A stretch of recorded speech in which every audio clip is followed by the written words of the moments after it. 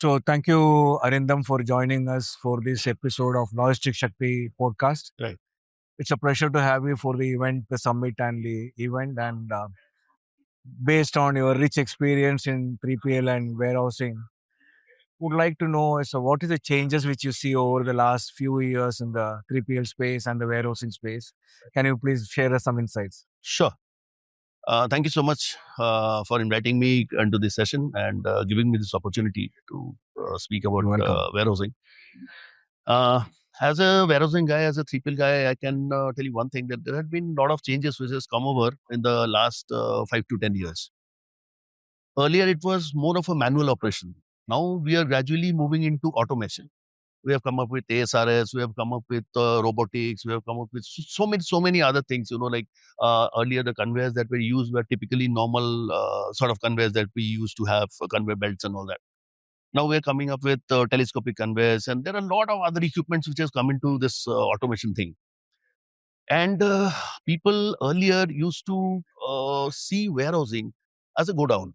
It's a place where the material comes in and the material goes out, Yeah. and little bit of empty in for the inward and for the outward. That's it. So Yeah. that was the basic understanding of warehousing. But the entire concept has changed today. It has come into the part of the entire supply chain. So it's the most important part of the entire supply chain of a particular product. Once the product comes out of the factory, it is the responsibility of the warehouse or the warehouse team, or you can say the warehouse service provider, to manage the entire inventory. Inventory is blood. It's blood for any manufacturing organization, because that's all they have, nothing else. And reaching out to the people on time, processing the orders from inward to outward, end to end, it's very, very critical. And today it's absolutely mapped. Like the timelines are mapped, the efficiency is mapped, the productivity is mapped, everything is mapped. Okay. And you're talking about high efficiency companies, like I've handled myself a few, like Mondelez, like Hindustan Unilever. Earlier it was the GSK part, which was basically the Horlicks part. So those things were there, and they evolved into the second level, next level.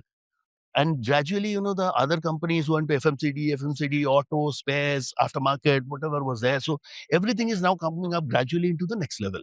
So that is the change that I have seen, at least in my tenure of warehousing, that I've been into 3PL logistics for almost 15, 17 years now. Okay. So when I started, it was something different, and now it's absolutely a different scenario. So you see rapid changes in the entire ecosystem. Absolutely. And moreover, after this, the changes in this AI coming in, and so many IT automation has come in.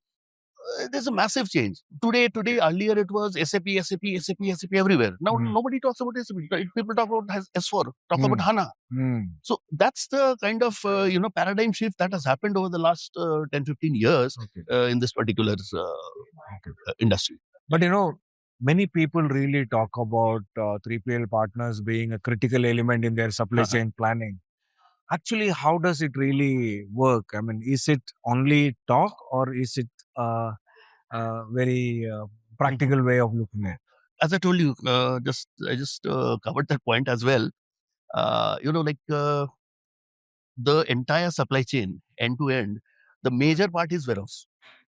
Because the inward material is also coming to the warehouse, the outward is also going out from the warehouse. That's it. So you need to manage your inward also, you need to manage your outward also, maintaining your TAT, maintaining your KPIs, maintaining everything, and with a zero variance in your inventory. Okay. So that's the kind of expectation today that is there in the across all verticals, all businesses, all kind of products and everything. So that's the ask of the day.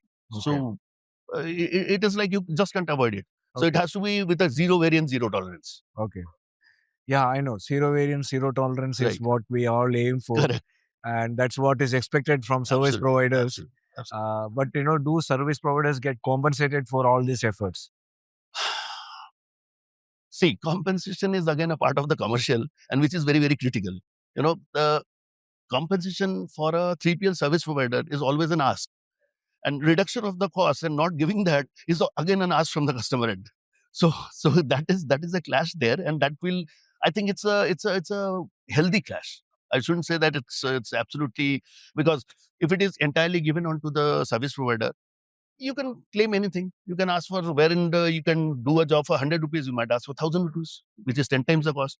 So there's a negotiation, and there are a lot of other things. There are commercials, there are solution design, there are solution design in such a way where your costs are optimized, optimize utilization of manpower, optimize utilization of capex, optimize utilization of opex, and there are so many other things. So that is how it makes the entire industry as a balance, the entire product, the entire service.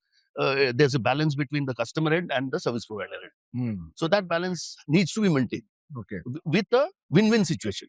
It Okay. shouldn't be a loss for the company also, neither for the service provider. Okay. So that is how it is. Given your experience and Right. given your in-depth industry insight, Yeah.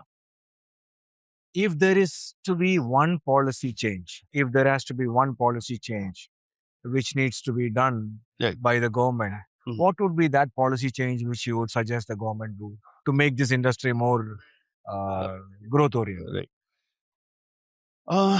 There are a lot of changes that has been brought into by the government in different phases of logistics, different parts of logistics, different parts of warehousing, 3PL, and what I feel is very important is like going green. That's today the ask. It's going green is very, very vital.